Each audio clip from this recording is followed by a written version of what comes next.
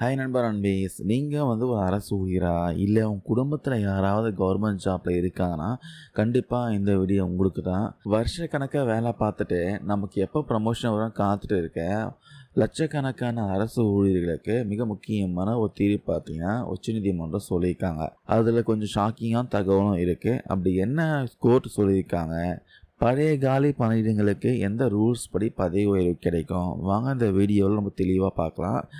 பொதுவாக அரசாங்க வேலையில் இருக்கிறவங்களுக்கு ப்ரமோஷன் எப்படி கிடைக்கும்னா, அவங்களுக்கு மேலே இருக்கிற போஸ்டிங் காலியானதும் சீனியாரிட்டி அடிப்படையில் ப்ரமோஷன் கொடுப்பாங்க. இது எல்லாருக்கும் தெரியும்னு நினைக்கிறேன். ஆனால் பல நேரங்களில் பார்த்தீங்கன்னா ஒரு போஸ்ட் காலியாகவே இருக்கும். அதுக்கு ஆட்களை நிரப்பாமல் அரசாங்கம் பார்த்தீங்கன்னா காலதாமதம் பண்ணுவாங்க. அந்த கேப்பில் பதவி உயர்வுக்கான ரூல்ஸே அரசாங்கம் மாற்றுவாங்க. சர்வீஸ் ரூல்ஸே மாற்றுவாங்க. இப்போ புது ரூல்ஸ் வந்தாச்சு. ஆனால் சீட்டு காலியானதும் பழைய ரூல்ஸ் இருந்தப்போ இப்போ ஊழியர்களுக்கு எந்த ரூல்ஸ் படி ப்ரமோஷன் கிடைக்கும், இங்கே தான் பார்த்தீங்கன்னா ஒரு பெரிய சட்ட போராட்டமே ஆரம்பிச்சிருக்கு. இந்த பிரச்சனைக்காக ஒரு ஸ்டேட்டில் பார்த்தீங்கன்னா போக்குவரத்து துறையில் வேலை பார்க்குற சில எம்ப்ளாயீஸ்லாம் நீதிமன்றத்துக்கு போனாங்க. அவங்க வாதம் என்னவா இருந்துச்சுன்னா, சார் நாங்கள் பல வருஷமாக வேலை பார்க்குறோம், இந்த காலி பணியிடம் பழைய ரூல்ஸ் அமல் இருக்கும்போதே வந்தாச்சு, அதனால் எங்களுக்கு பழைய விதிகளின்படி தான் ப்ரமோஷன் கொடுக்கணும், புது ரூல்ஸை எங்கள் மேலே திணிக்கக்கூடாது அப்படின்னு கோரிக்கை வச்சாங்க. ஆனால் அரசாங்க தரப்பில் என்ன சொல்கிறாங்கன்னா, புதிய விதிகள் வந்தாச்சு, காலி பணியிடம் இருக்கிறதால மட்டுமே அவங்களுக்கு பழைய ரூல்ஸ் படி ப்ரமோஷன் தர முடியாதுன்னு வாதாடினாங்க. இந்த வழக்கு பார்த்தீங்கன்னா உச்சநீதிமன்றத்துக்கு போச்சு.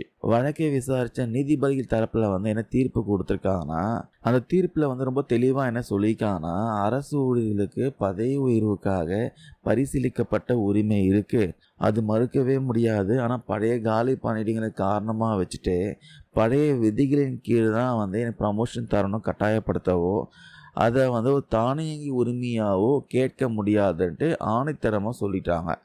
அது மட்டும் இல்லாமல் கோர்ட்டு பார்த்தீங்கன்னா இன்னும் சில முக்கியமான விளக்கங்களை கொடுத்துருக்காங்க. ஃபஸ்ட்டு பதவி உயர்வுக்கான விதிமுறைகள், தேர்வு முறை, தகுதி நிபந்தனைகள், எலிஜிபிலிட்டி கிரைட்டீரியா இவையெல்லாம் தேவைக்கேற்ப மாற்றுவதற்கு அரசாங்கத்துக்கு முழு அதிகாரம் இருக்குது. தேர்வு செயல்முறை தொடங்குவதற்கு முன்னாடியே புது ரூல்ஸ் அவங்க அமல்படுத்தலாம் சொல்லியிருக்காங்க.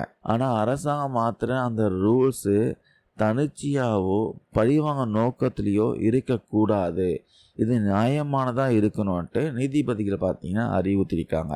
இன்னொரு முக்கியமான விஷயம், காலி பணியிடம் என்னைக்கு உருவாச்சோ அன்னையிலிருந்து உங்களுக்கு ப்ரமோஷன் கிடைக்காது.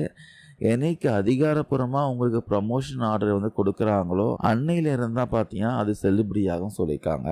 ரூல்ஸில் வெளிப்படையாக சொல்லாத வரைக்கும் முன்தேதியிட்ட ப்ரமோஷனை கேட்கவே முடியாது சொல்லிட்டாங்க.